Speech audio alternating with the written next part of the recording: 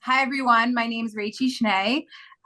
We are here with this incredible organization called Amudim. Amudim is one of the most special, unique, beautiful organizations that I personally have known many people that have been touched by this incredible organization. They exist to support every individual in need so that their entire world can benefit, change, and grow.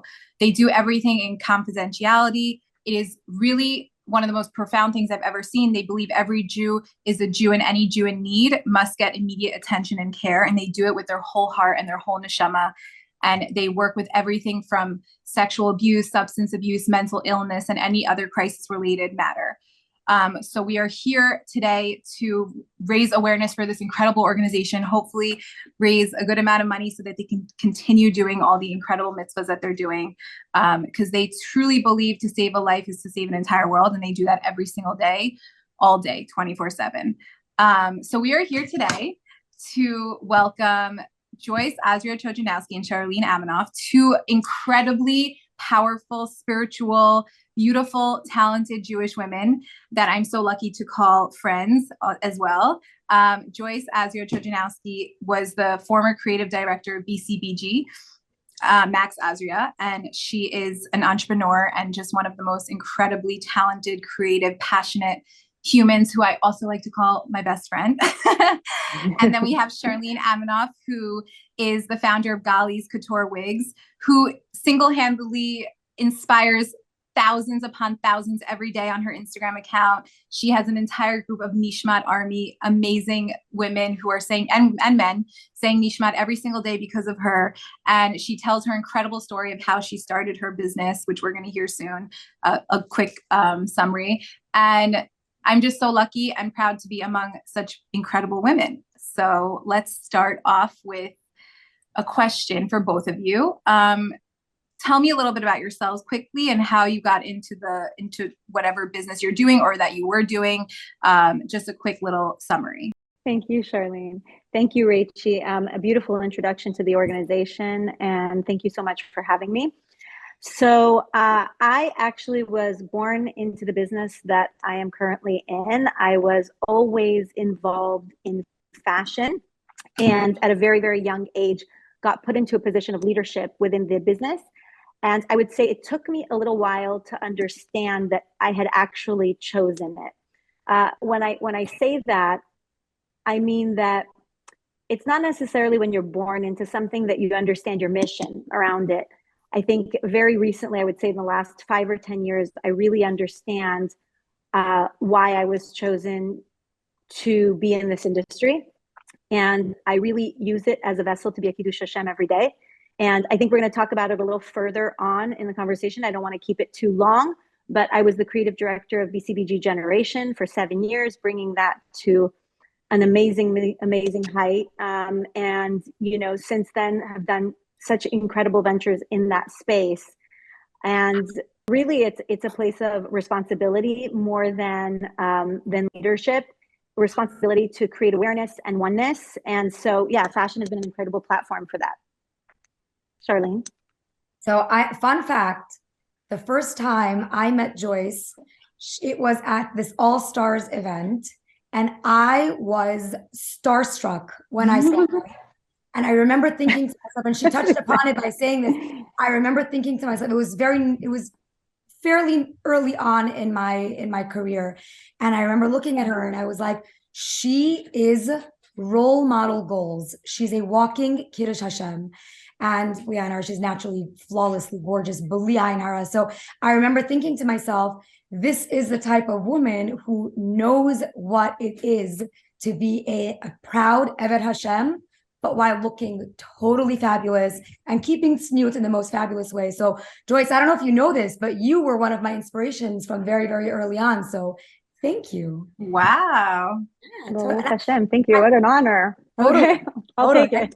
For sure. So my story is a little different, but it is definitely a very popular story in the Jewish world. Hodul Hashem, I didn't choose this life. this life chose me, as cliche as that sounds.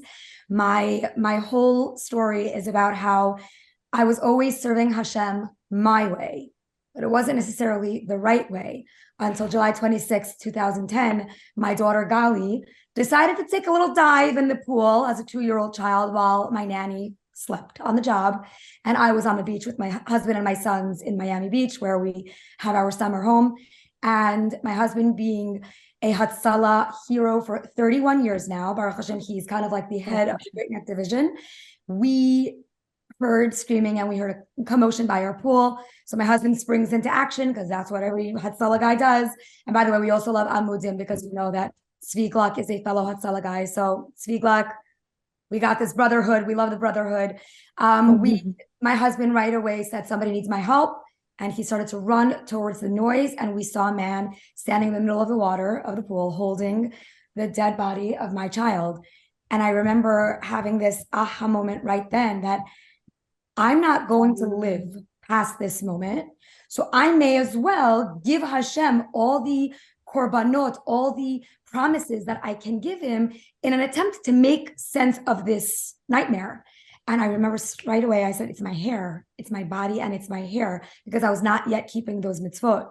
And without a moment's hesitation, I made a promise. I saw someone magically left a blue pashmina shawl. Who leaves a blue pashmina shawl by a pool in July? I picked up this blue shawl and I raised my right arm and I screamed and I sobbed,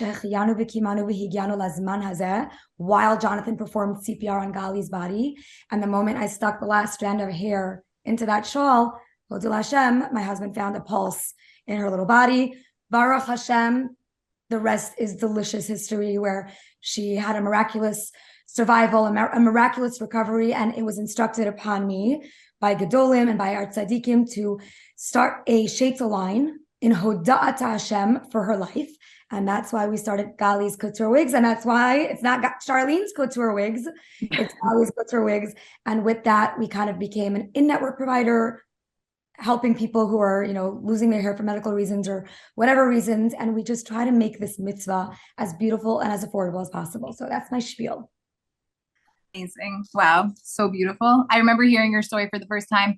There was a video, I think it was years ago. And it was just it's every time I hear it, I get the chills. It's incredible. Really, truly incredible. So you guys are both full-time working mamas. Incredible. You guys are just nonstop, both of you. And I think viewers just want to know how you balance motherhood and full-time jobs. And I think the real question is, can frum women really have it all? I guess, Joyce, you want to start? Sure. Charlene, I remember when I met you at this All-Star event and I was traveling a ton. I was just, finishing up my role at BCBG and starting a whole nother world of a company. And people always used to ask me, like, how do you travel? You have all these young kids. Baruch Hashem, I have 7 kids. And I would always say when I was traveling, well, like Hashem's with my kids. And then when I was with my kids or at home or really being involved in my home, people are saying, like, who takes care of your business? I'm launching Baruch Hashem 2 businesses this coming month. And I say, like, well, Hashem's in the business. I'm saying, when you have a partnership with Hashem, there is no alone. There is no independence from the things that you do. But how I try and focus my time is to really to create an environment where I'm fully focused on whatever it is that I'm doing. So when I'm at home, I'm usually negligent of where my phone is. I'm not checking email. I'm not doing anything that is, moving my work along. Maybe spiritually I might be, by separating the two and honoring my kids when it's that time. But when I'm at work, I really try and create myself an atmosphere where I'm not concerned with children. So whatever that means, whether it's help, a supportive husband, which one of the things I've learned is, like, communication in general is being able to ask for help and being able, Baruch Hashem, we have amazing communities and we have amazing husbands. Many of us have amazing friends. And I think that when a woman comes to a place where she's really secure in her ability to ask what she needs and know that it's not only for Gashmis, it's not for the work to move forward, it's not for the family to work forward, but it's deeper than that. Because the reason that we're mothers and the reasons that we're entrepreneurs is because ultimately we're in the service of Hashem. So when we're serving Hashem through our work, there is no guilt about working. When you're serving Hashem by being a mother, there is no guilt about spending too much time with your family, because you're creating the next generation of leaders in Hashem's army. So I think that separation is very important. And I think, lastly, I think it's very important to just maintain inspiration yourself. I think when you lead teams, companies, even when you are involved in your children's lives, at some point they are their own light and they will shine onto the world in their own way. But to keep inspired yourself, I think keeps every entity of your life inspired. You shared so beautifully, Charlene, that when you have a story like yours, Hashem tailor-made your story and struggle as a mast for you to step on, as a mast for you to lift yourself from and create this empire. And if anybody shows this to the world, it's really you. That whatever the struggle is, that whatever the challenges in your life, that you use them and you inspire yourselves through them. I spoke last week in Palm Beach, and I tell you, every time to get to a speaking engagement is always like a work, because I'm putting other things aside. And whenever I get there to tell my story and to connect with others, I'm ultimately connecting with Hashem, energizing myself, and really energizing the world. And for me, my personal inspiration point is Shabbos. There were many mitzvahs. I see a lot of people make tshuva. And the one inspiration for me, the inspiration point is Shabbos. It was the very first mitzvah that I kept. And for me, as a person who's fully focused on everything I do, and I put my entire heart everywhere I am, Shabbos lifts me and gives me a bird's eye view at everything that's going on in my life, whether it's professional, personal, geula, whatever it is, the topic that I'm meditating on. Hashem really lifts me and makes me inactive and more in the conscious and in my spirituality. So those are just some of my thoughts on that. I have to say, and I can say, I promise, it is so funny that it's funny. It's so factual what you're saying, because those were pretty much exactly the points I was going to bring up. Of course, you probably made it sound a little more eloquent and more beautiful, but people say also, how do you juggle full time, full speed ahead with work and so many different businesses? And I'm like an octopus. I have my hand in so many random things, but then I'm a totally committed and obsessed with my babies type of mommy. So I think it's what I know it is 100% partnership with Hashem, because I open my eyes in the morning and I daven and I say, Hashem, give me the koach, give me the ability to succeed at whatever I have to do at 110%. And that 110% is also how I'm not a very good person to sign on a dotted line and then just do 20%, 30%. If I sign on a dotted line, even with contracts and businesses and mommyhood and motherhood and being a wife and being an Eved Hashem, it's 110%. So when I'm at work, I give it 110%. But then when I'm with my children, it's 110%. The moment I come home, the phone gets plugged in upstairs in my room where I cannot hear it. My children are 1000% my only sole primary focus. So someone once asked my kids, do you guys know how busy your mom is? They're like, she's not busy. She's always playing cards with us. I'm like saying Tehillim with us. And she makes the best food and we're playing sheshvesh backgammon all the time. My mom's not busy. And people are like, she's kind of busy. They're like, really? It didn't occur to them that I'm busy to the outside world, because when I'm with them, they are my world. So that's a very big deal. I feel like you can't be half here, half there. You have to be all or nothing. At least that's how I am.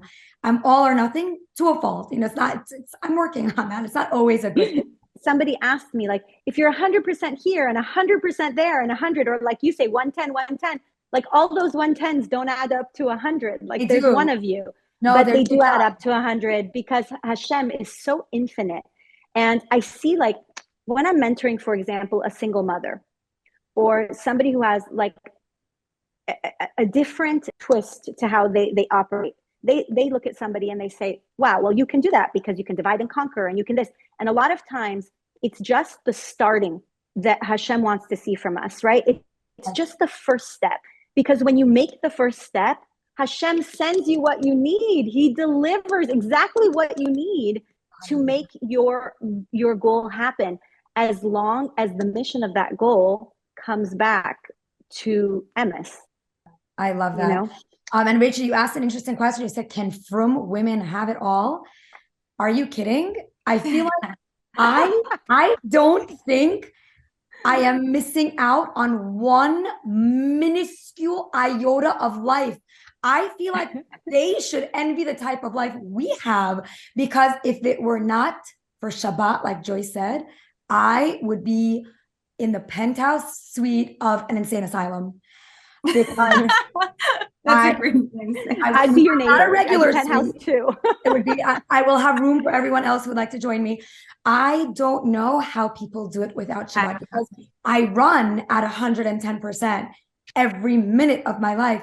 But then when I stand over here and I light my Shabbat candles, and my whole world just, it's like mute. Every tab. I always have like 18 tabs open at all times in the computer of my brain. Yeah. And everything gets mute, quit, mute. And then it's just Shabbat. And I feel like if it weren't for Shabbat, they should envy the lives that we've learned to enjoy and to create, because we've kind of figured out the formula. It's delightful motherhood and a homemaker and all that amazing stuff. And then it's work, and it's HaKadosh Baruch Hu and Shabbat and the Torah. So it's really like the trifecta of greatness. So everyone else is missing out. We know what it's like to have the perfect formula. I mean, I can also attest that both of you don't sleep. So, but you know what? It doesn't matter. You can sleep later. You know what I used to say? I used to say, I'm like, I'll sleep after 120 years. Yeah. After 120 years, I'll be. There's too much to do. There's too much to do. Nobody got time to sleep. Yeah. So I just have to say, as someone who is, I'm also a female business owner, but I look at you guys. I mean, I'm for my future children one day, Bezrat Hashem soon. The Karov. I just the most amazing man who's worthy of the treasure chest of goodness you have. Amen. I just can't even imagine. I mean, I feel like I'm just like nonstop with 1,000 tabs open, like you said, Charlene, and I just am so all over the place that I look at the both of you like just like as the most incredible role models, because especially for a single girl or someone without kids yet, or who's running a business, and like I can't even imagine having one more responsibility. I feel like you just have to take every bracha that Hashem gives you and just add it onto your list of things, and nothing, like you guys said, like you don't drop a ball. You give 110% for everything that you have and all the brachas, and you're not gonna, so I feel like I look at both of you, and like even just listening to you guys speak right now, it's such an inspiration for how I want to be when I'm married with children, God willing. So thank you for that. Okay. So speaking of somebody starting a business, because I have done a few different businesses in my lifetime and now landed in the jewelry business and hopefully other things too soon. What would you say to a young, or actually not young, let's say she could be in her 50s and her kids could be older, she could be in her 30s and she could be like in the thick of like having babies and just being so busy, but really feels like they need another kind of, something going on, and they just need like a business, I don't know, for whatever reason they want to start a business. What would you say to a female from woman who is stressed and nervous and scared to take the first step of starting a business? I think every person experiences some level of anxiety when they're starting a new venture, embarking on any new venture of any kind. It comes with anxiety, but we have Hashem, and we have the whole idea of we will never fear ki ata imadi. Hashem is always with us. But there is a concept of kol hatchalot kashot. All new beginnings are hard. But I remember when I was starting off in the business, and sometimes the going gets tough, and sometimes you don't know if you could hack it. It's a little too intimidating, and there's so many moving parts. And will I be matzliach? Will I just be a nobody? How am I going to do what I have to do? So I had this quote blown up and framed on my wall, and I would stare at it, and I would let it kind of enter my brain, and I would internalize the message. And it got me through many, many years of wondering, what am I doing? Am I doing the right thing? Am I headed in the right direction? And I'm going to share this quote with you, because if you are an up and coming entrepreneur, this is going to become your mantra. Entrepreneurship is living 5 years of your life like most people won't, so that you can live the rest of your life like most people can't. Wow. That for me was so powerful, because I said, HaKadosh Baruch Hu, please bless me to be matzliach. I will do my hishtadlus 110%, but please, like, let me receive shefa from you, so that I can continue to spread the light and your glory and to be a Kiddush Hashem. Amazing. I love what you just said. And I think that you also mentioned 5 years, I think you said. It's so interesting. When I get a compliment on my older kids, I think to myself, wow, it was work, to get here. I didn't, have my 11-year-old born at 11 years old, so it's the same thing in a business. I think when you see people who have, huge success, where Hashem really gave them the bracha and Hashem is sustaining that bracha, people think like they make themselves very small very quickly with some negative self-talk, and they say, I can never do it, as they stand next to a skyscraper. But what they don't know is that for years people built the foundation, and in those steps of their life, they were going down, and nobody saw them as they went down, and they burdened themselves and they put this load on. But their consistency is that when they hit low enough, they began to build up. And with time, so like, just to bring down the question that you just asked, Rachel, in a very practical sense, people ask me how to write a book, how to open a fashion business, how to start, this, whatever, dental school, whatever it is. I say, start, and then dedicate yourself to it daily. So it doesn't mean that a woman who is completely overwhelmed, who wants to write her first kids book, that she needs to spend 5 hours a day. It doesn't work that, love. It's kind of like when you're davening. Sometimes you daven for something, and you daven and you daven and you daven and you say nishmat and you say nishmat, and it comes to you 2.5 years later. It was the very first, prayer. It has to do with just constantly giving to Hashem the words, giving to Hashem the energy, giving to Hashem the light, and He will bring about your salvation. So I think that people who are very passionate about business, who want to create that space, who might have a little bit too much on their shoulders, just to realize that 5 minutes of writing your book every day, well, you'll get there. You'll have your novel, whatever it is, you'll be able to tell your story. Mm-hmm. Yeah, I feel like that's always something that people look at, a business that's already running and already successful, and they're like, how did you do it? Like, I want to be where you are. And nobody understands that there's so much that goes into getting to that point. My husband would say, when I was in the beginning stages, he would always say to me, a Rolls Royce takes 6 months to make. A Toyota takes 13 hours. You want to build a Rolls Royce, so it's going to be a little harder. It's going to take a little bit more time, but it's one step at a time. But really do your hishtadlus, put all of everything you can into it. And of course, above and beyond all, you daven to Hashem to bless you to be matzliach. And I think that's the ultimate recipe for success.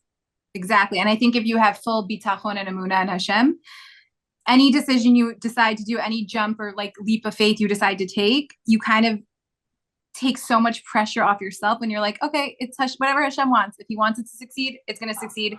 If I'm meant to do something else, and then for me personally, it just takes off this huge burden of stress, of blaming other people if things go wrong, of just anything that happens. You're just like, oh, that's it. It's supposed to happen, which actually leads me to my next question.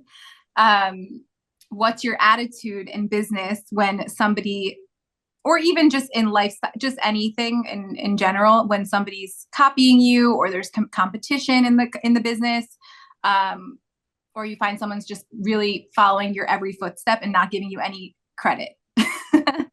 That's such a great question. I think there is no such thing as competition unless you allow it.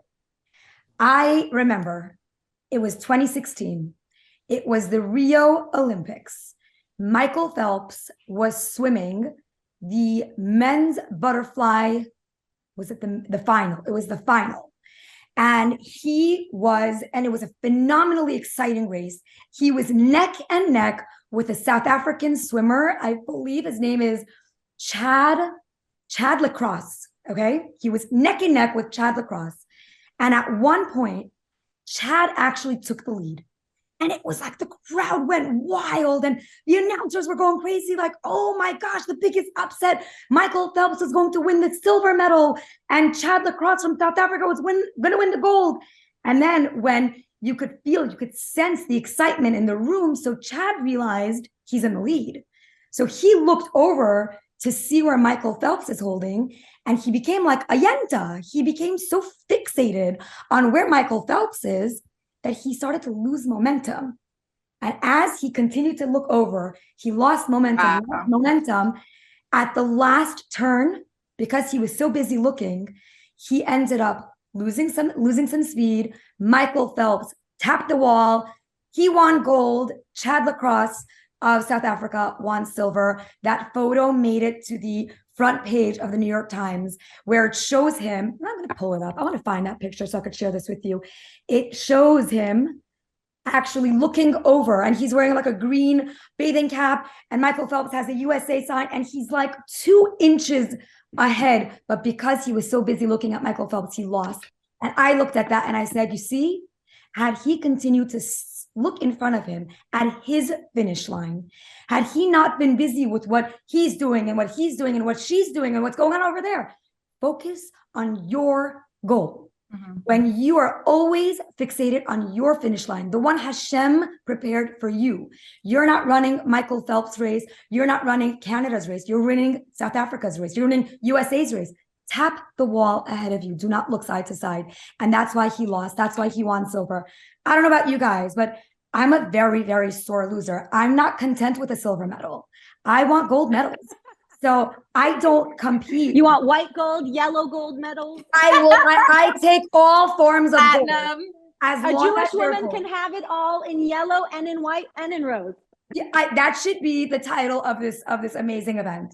That was for me the defining moment of my career, because it was 2016. I started my company in 2011.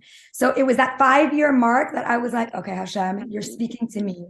And then regarding the copycats, I know, Rachie, I'm kind of talking to you here because I'm sure you get so many imitators and so many wannabes. But here's my spiel.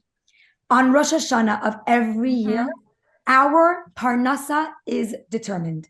If 10 people open up next to you in the same town, on the same block, and they sell the identical products as you, you are not losing 1 penny unless Hashem wills it.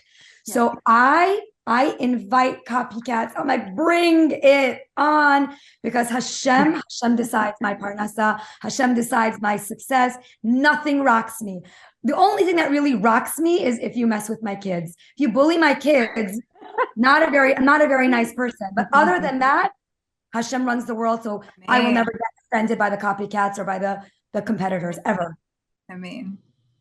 I think with my business, especially with the Mazel Ring, and there have been so many copycats, fake, real. It's like making them $400 cheaper than mine, which is like a little frustrating. But Joyce knows, because I talk to her, I'll show her right away, and she calms me down. And it's always like, that's only natural. When you see something and you like get a little upset and you're like annoyed, and then you just have to like calm down and you don't react. So my number one thing is never to react. I stay exactly like you said. Always stay in my lane. I try to be the bigger person, even in like a really heated moment when I'm like, oh my gosh, I just want to like message this person, which I'm not a confrontational person at all. I hold back, I sleep on it, and then I just move on. And I'm like, you know what? It's all from Hashem. Exactly like you said. Rosh Hashanah, and I wrote, people ask me this on like Q&As all the time on Instagram, and I always write the same thing. Rosh Hashanah, Hashem said exactly how it's set, what we're going to make. Everything for business, and who am I to get angry or jealous or upset? That's just like, it's like almost like Avodah Zarah. Like I'm not believing in any of this. Only Hashem has the power. And actually, I know your birthday is Yom Kippur. My birthday is Rosh Hashanah. Aleph Tishrei. I'm a Nehila baby. Yeah. So anyway, I always fully believe that. And it takes it's like so liberating to really, really have that feeling and just be like, I don't care what anyone else is doing. Honestly, I don't even look at other jewelers. I don't look at anything. I do my own thing. I don't look to see what they're selling, what they're doing. I'm like so happy for everyone to have success. Right. And I even said, because of the Mazel ring specifically, I'm so happy that that they want to sell the Mazel ring. That means that there are more Jews that want to be proud Jews. It's right. Like, it's right. Such a great, it's so incredible, you know? And I'm like, if you want to buy from them, go ahead, buy from them. I'm just happy that you're proud to be Jewish. You know, I'm happy that you want to show it.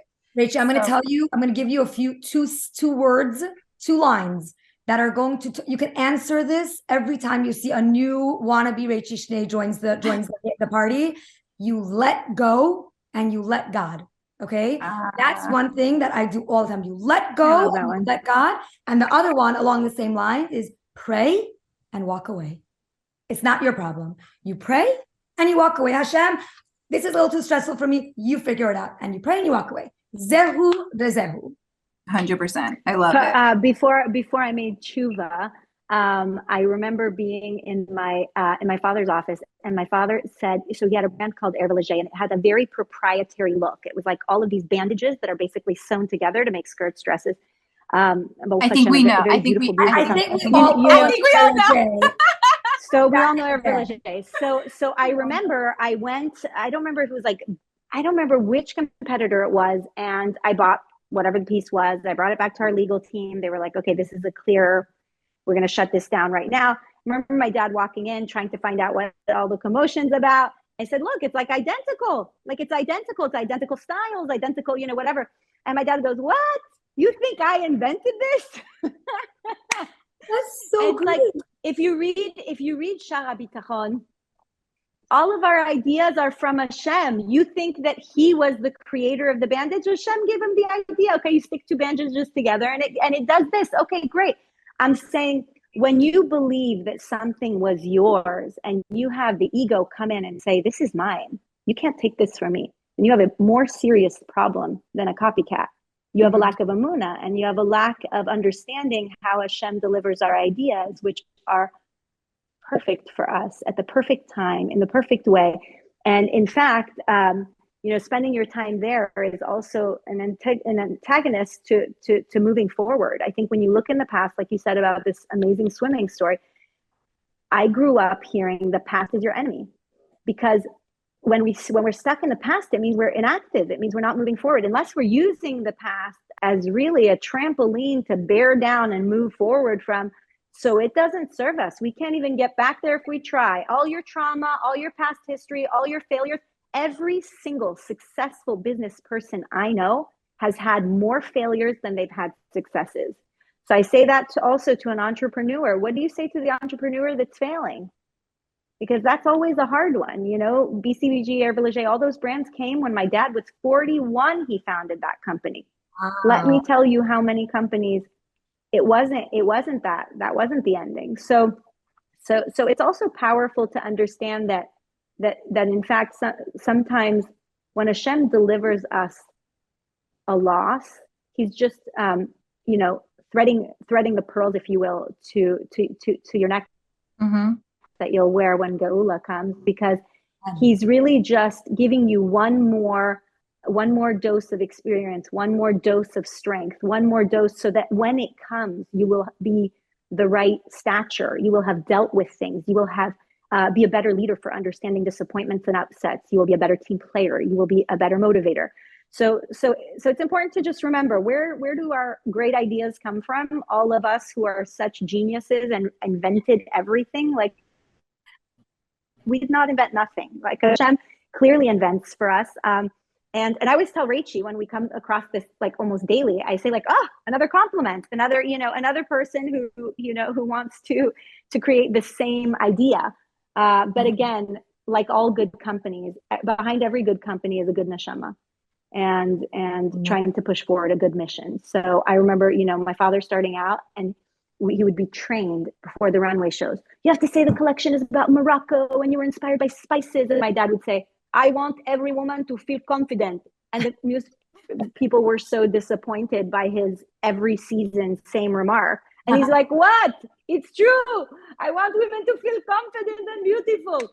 You know what? And that was his mission. And by bringing confidence and beauty, then we have more ability to discover our true potential and move things along, what we're supposed to be doing, you know? Love that. By the way, your father sounds like he was such a force to be reckoned with.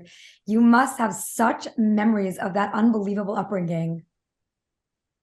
Yes, yes.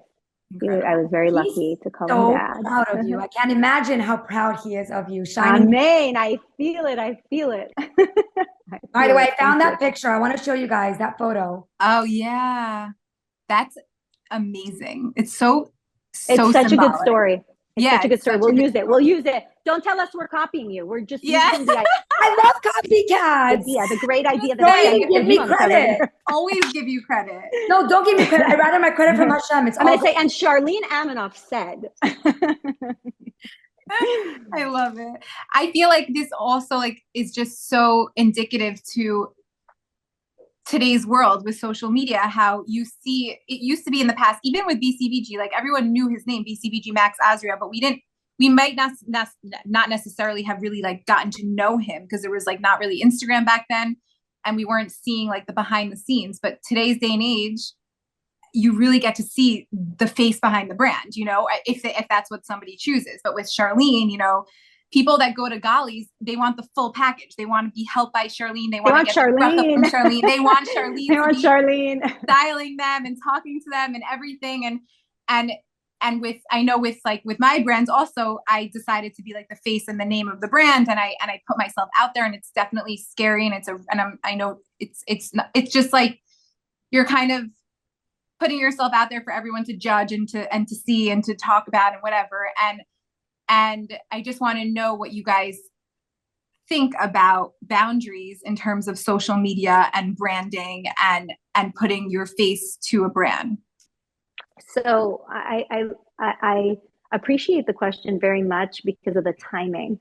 I am somebody who made tshuva throughout my entire life, showing everything I did, you know, traveling all over the world with a very, very extravagant lifestyle. And I felt that I completely crumbled under that pressure. And I didn't have the tools, and I didn't have the connection to Hashem. And so for me, you know, it's like, let's say there's two sides, chesed and gevura.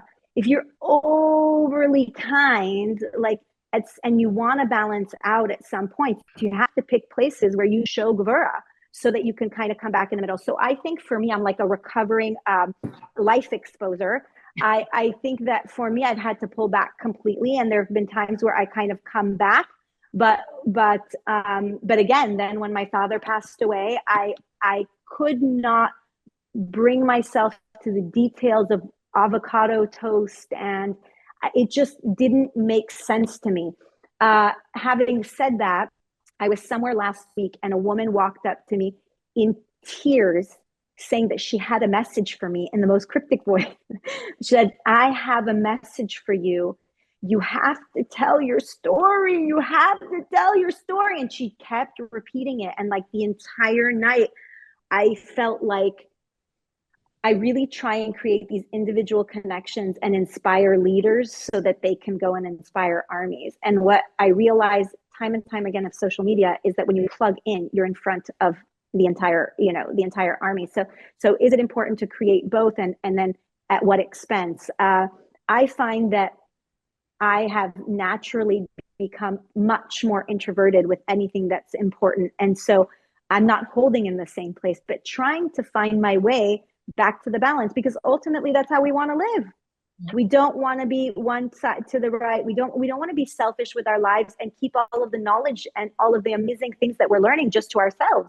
We want to share it with the world, but then at what expense? You know, I think I've seen just too many girls and too many people in general really lose a sight of what's happening in the world, and really so compelled by social media. So I think that today I'm using it more as a place where I can pour out and not a place where I take in, and really in small doses, because I have to bring myself to a healthy place with it. I think, you know, so really I like share with all of you that I have actually a tremendous struggle with platforms like that. Tremendous. I'm pushing you a little bit. You're pushing me. You threw me in the ocean. You're like, you're calm. Like, did you post? Did you post? I'm like, leave me alone. I just think when you know that so many young girls and women and of every age are really looking, I think, at the three of us in different capacities of how to act and how to be and how to be a daughter of Hashem, you know, looking at to see how the elegance and the beauty and just that you can be beautiful and cool and fun and trendy and you can like love Hashem with all your heart and but also still, you know, want to wear heels and dress up and you there's just so many things people tell me every single day that they're inspired to dress more sneeze or whatever it is or go to a kosher restaurant. And I think it's when you hear those things, like Charlene said before about the woman who forgot Nishmat, you're just like, okay, this is why I'm doing it. And this is why I'm going to do it today. And this is why I'm going to do it tomorrow. And then honestly, for me personally, just on a personal note, it really makes me want to grow even more and challenge myself to take more mitzvahs on or to do more things because I feel like people are looking at me and they're trying to emulate things that I do. So I need to really step up my game, you know, like I really need to maintain that. It's almost just like the responsibility of a man wearing a kippah, you know, they go out and you can't make a chilul Hashem. You got to make sure you're making kiddush Hashem every day. And that's what we're putting ourselves out there every day. And everybody knows that we're from women. So we have to maintain that. And we have to not only maintain it, but keep growing and trying to get other people to grow with us. And I know that Joyce, people, every time you speak at any speaking engagement, she has a line of 100 women dying to talk to her for 30 seconds, even though she gives everyone like 15 minutes of her time, like really, really focuses on every single person. And the impact is enormous. And the same thing with Charlene. I've been at a multiple of your speaking engagements and you both just give so much of yourselves over to every single person that wants to talk to you. And it is so incredible. So that leads me to my next question of when things get a little bit overwhelming and stressful, and that's, of course, it happens for everyone because we're all human and we're not angels. What is a great coping mechanism that you can pass over to people in those moments? Tehillim. I could have guessed both of those answers. I will be in the middle of a category 5 hurricane of life, you know, like running in a terminal, about to miss the plane. Okay. I want you guys to see. Okay. This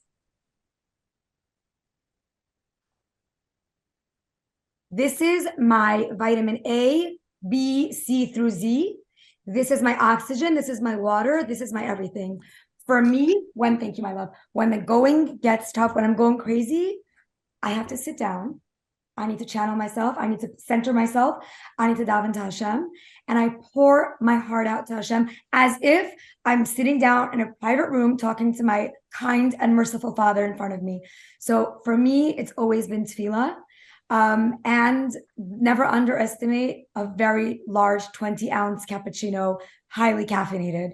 I feel like that's what I need. I need a fast, quick fix of caffeine, a couple of prakim of Tehillim, a DMC with Hashem. And for me, I feel like, okay, I'm back. I got this. But that's me. And that's not a very typical answer, but it's my authentic, true answer. So I hope that helps somebody. So I'm going to give you mine, Charlene. My Yosef is sleeping. So Yosef, don't get my bag, but this is my bag. And inside my bag, there's my tefillah filled with all the burn that I do. What did you call this, Rachel, the other day when you saw it? It's like she literally is saying these tefillahs that are from Mesopotamia. I don't know how they even survived, like, you know, the pyramids. Literally. All the tops of my pages are tear-soaked and torn. Look at this. All because I go like this when I daven. Oh my gosh. So, soul sister. I feel like it's the only. It's you guys, really, I have the same. It's really my vehicle. So you were like, I don't know if this will do it for anybody, but I'm like, are you talking about my lifeline? Okay. Exactly. So yeah. So I feel that it's the same thing. I think a woman is so connected to her dying, and I think that Tehillim is so meditative in the sense that sometimes we just don't have the words even to ask. And we were talking about communication at the beginning, like, communicating with your husband, what your needs are, communicating with your children, what you need from them. Like I told everybody tonight, mommy's going to be doing something. I need everybody to go to bed on time. And, but I think that with Tehillim, it's just, there's just no excuse. Like some of them are so short, like you can but in every situation, in the momentous occasions, pull out your Tehillim. In the struggle, you pull out your Tehillim. And I think also getting a buddy to learn with. I think Rachie and I actually, that's how we really became very, very close. We started on Nishmas together. We started to daven for each other, and we say Tehillim for each other. And it's so powerful also when you just lift above yourself and you feel like you have a responsibility to get through this Tehillim for somebody. You have such a purpose. They even say that with children who have tasks. They feel a lot more like well-adjusted, and they feel a lot more peaceful because they feel that they've made a contribution, whether the task is very short. If you have a 2-year-old, don't give them a Tehillim, but I'm saying if you have a 2-year-old, you're asking them to, will you pick that up for mommy? And then if you have, a 10-year-old, you can give them more a different task. But for me, when I know that I have the task of reading Tehillim for somebody, it enhances my efficiency. But that's really my coping mechanism. When I'm drowning, Rachie's seen it full force. Whatever it is, Chagim, kids at home, whatever it is that you're drowning under. Sometimes just like it opens up and the kids are like, oh, okay, I'll wait. I love that you say that also, because I one topic I always talk about when I'm speaking is the word vinatnu, and they gave, is a palindrome. It's read the same way forwards as it is backwards. So when I'm feeling overwhelmed, just like you said, I daven for others, because I'm like, Hashem, the whole concept of kol hamitpalel ba'ad chavero na'aneh techila. He who davens for his friend in need gets answered first. So I have a little bit of a selfish motive to davening for other people, because I know that brings about my tefillah fast also. But for me, tefillah is my connection. It's my lifeline. Like you said, it is what grounds me. It's what reminds me that I'm not in control, but I'm calling upon the one who is. And that eliminates all my stress and all my worries. So like I said, you pray and walk away. Amazing. I feel like also something I've taken on recently that changed my davening. So I grew up more modern Orthodox, and I always davened in Hebrew, and that's how we were taught in school, and everything was always in Hebrew and Hebrew and Hebrew. I never thought twice about davening in English. And then I was going to all these shiurs, and the rabbis were like, you know what? You should be like really davening in the language that you fully understand. I mean, I speak Hebrew, I understand it, but not where I obviously not like English. And I started davening in English, and it blew my mind.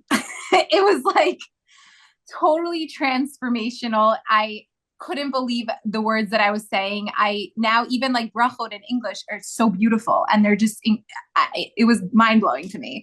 So that's one thing that I'll do transliteration. So I'll do both, but that to me is amazing. And also before I daven in the morning, I just speak to Hashem, like in English, just like, please, like say the whole thing and like, just like pour my heart out.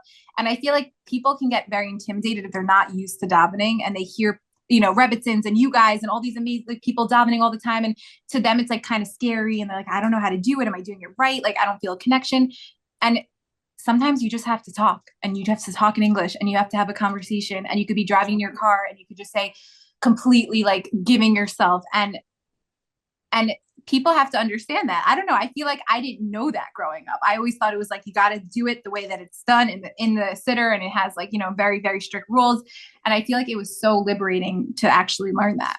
Hashem speaks all languages. Yeah. Hashem doesn't need you to open up a Tanakh or open up a Tehillim or a siddur.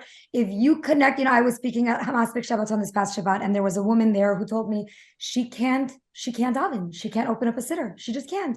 So I said, okay, but you have a mouth, right? You have a tongue. You can talk. Open it up. What's holding you back from davening? She's like, what do you mean? I can't say shachrit. I can't. I'm like, go sit down right now, 10 minutes, hitbodedu. Talk one-on-one to Hashem. First, thank him for whatever you have, and then bakashot. In Hallel, it's 60% hodul Hashem and 40% Anna Hashem. So that's how I daven. I daven first 60% thanking Hashem for everything, and then 40% bakashot. I gave her this task. This was Friday night, Shabbat. Sunday, as we were checking out, she came over to me. She said, for the past 48 hours, I'm just talking to Hashem. I haven't spoken to Hashem for 12 years. Wow. So we just need to open up that channel, and that's it. That's all we need. Amazing. Charlene, I have to send you, do you have any young kids? Young. My young is my Yosef, my 11-year-old. Okay. I wrote like a cute little kids book called Choicey Joycey. And it My was love, you sent it to me. I showed it to my Instagram. I sent you? Okay, good. My friends bought it. It's like they read it to their daughters all the time, all about like Bechira Chovshi and making the best decisions. Yeah. Yes. Exactly. It's about like choices. And but the only reason I wrote it was because a woman told me that, she's like, so how do you talk to Hashem? Do you make a Baruch Atah first? And I say, a what? And she says, I don't know. Don't you have to like, isn't there like a code to talk to Hashem? I'm like, this woman was like in her, this woman is a woman. She's a mother. And I was so shocked. I was like, what do you mean? Like, he's like, here, he hears me. Just go. How could you not? What do you mean? So how do you, daven for your kid, or how do you, because I feel like it's the ultimate tool. And so I wrote it for children because, I think there's a small connection points as a kid that if you get this tool, it just empowers your life. And not everybody's in a Jewish school. Not everybody's a frum Jew. Maybe somebody has an Easter nephew, that kind of a thing. That doesn't have that strength, but it is the sharpest tool in the toolbox. It's just open your mouth. What you told this lady, open your mouth. You can ask for everything. You can ask for a latte at Starbucks. You can ask for all these things. Open your mouth. Tell Hashem, give me the desire to want to daven. Even if it doesn't come out. Exactly right. I love that. It's extremely powerful. Do you guys have anything else you want to last pointers off to send everyone off with? I host many people in my home for Shabbos all the time. Richie knows we've been hosting somebody for the past 6-7 months. And unfortunately, because of mental health issues, he's no longer with us. We found out last Monday. It has been like, I literally couldn't describe it any other way than I'm just like heartbroken. And it took me like, I've been working on it all week. Like I've just like been in so much pain. And first you beat yourself up and you say, I could have done more. I could have called more. I could have, and we realize that Hashem has made doers, and we have organizations like these that are empowered. And if you don't have the framework and you don't have the tools to take on, a Shabbos guest with mental health issues, and you don't have, that space at your table, or you don't want to expose your family, and that's all okay. But there are organizations and there are responsibility on behalf of Am Yisrael, which is really like to have this achdus, this oneness. And so in the places where we can't be, we can still give. And like I say to people who have like younger families, if that's not your mission, that's okay. But, maybe understanding then maybe it's your tzedakah, maybe it is the place that you empower. So with an organization like this one, you're really letting the professionals and people who have a well-oiled machine, pick up where it might be too, where your shoulders might not be big enough. So I don't know. It's extremely personal to me. This week was devastating, to say the least. But everything we heard in his funeral was, I wish, that we had the ability, and I wish that there were, everybody's wishing for that thing that they could have done more of. And so obviously we're all on this call for this reason tonight, to really create a oneness and to create strength behind these organizations that put their neshama into these businesses. Because, right, so we're talking about business and being an entrepreneur, but this is about giving back, and this is about selfless missions. And so we have to empower the selfless missions. Joyce, I can't believe you've gone through such a tragedy and you're here just, a week after the Levaya, and you're, Yeah, it was a very, very painful. I'm telling you, I've dealt with a few mental health things this week, and it's just, I do my best. My husband will say to me, answer the phone. And I try and take their calls, and I try and like walk people through things. But, I'm not equipped. I'm not. I'm a pure person, and I have a lot of love in my heart, and that heals a lot of things. That heals But almost there is a total skill set necessary. Yeah. But there is a total skill set that's necessary for these specific things. And it's why organizations like these are celebrated. It's why we make the time to be on their platforms and try and inspire from our point of view. But we have a responsibility to each other. Like you were saying, you daven for somebody else, you see your salvation. It is so true. But when we actively move and we put our actions also in people's lives, and we try and pick them up, like I think it's the most noble work. Wow. At whatever level, right? At whatever level you're at, right? You can always help somebody. I've been, in some capacity. Yeah, I've been in different times in my life where I've had a very, very, very, very hard times. I struggled with, anxiety and depression myself as a young girl. And the only thing that would get me out of those times were helping somebody else. And so we owe it to each other. I think you mentioned something so important. You mentioned, anxiety and depression. And I think something about Amudim that the world should know, that we should bring to the surface, is that if someone is struggling, it doesn't show weakness for them to get help. It shows strength for them to get help. For someone, the first step in moving back. Right. For someone to say, this is not okay, I need help, that is the most heroic act of courage. And it's like lehefech, it's the opposite of showing weakness. So I applaud Amudim for their unbelievable work and for their selfless. We know the Gluck family, we're huge fans. They're so devoted and so committed.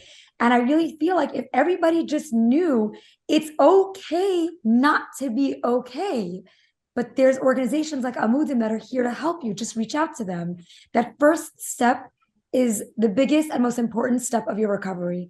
So I think that's just an important message to know, that if you or someone isn't okay and you're struggling with anything, whether it's some type of substance abuse or addiction or just mental issues or just general anxiety and depression, reach out to them. They will help you. They will help guide you and help you navigate. You're not meant to navigate this darkness on your own. We are Mika Amcha Yisrael. We have an organization for everything. Mm-hmm. So I think that's something very important for everybody watching to remember. 100%. That's the campaign that this is all about. It's called Unite to Heal. And it's just a way for victims of abuse to feel like they're not alone, and they should never feel alone, exactly like you said. And I think that every single human knows someone who's gone through something along the lines of this, or has gone through it themselves, or a family member or a friend. And every single person within a very close degree of separation has had something to do with suffered from mental health or substance abuse. And it is very, very difficult, and it's a real struggle, but there are people that want to help, just like Charlene said. And Amudim is unbelievable. Thank you for sharing that, Joyce. I know that's a very personal story that just recently happened, and it's devastating. Mm-hmm. But also people like Charlene and Joyce that open up their hearts every single day and try to help everyone that's struggling, because every Jew is a Jew. Every person deserves, Jewish or not, deserves to feel loved and to have somebody's heart open up to them, and to remind them that they're special and they're unique, and there's a reason why Hashem put them on this planet. And I just want to thank you both so much. Thank you so much for this amazing opportunity. Thank you guys. This was such a fun schmooze. This was fun. We should do this again.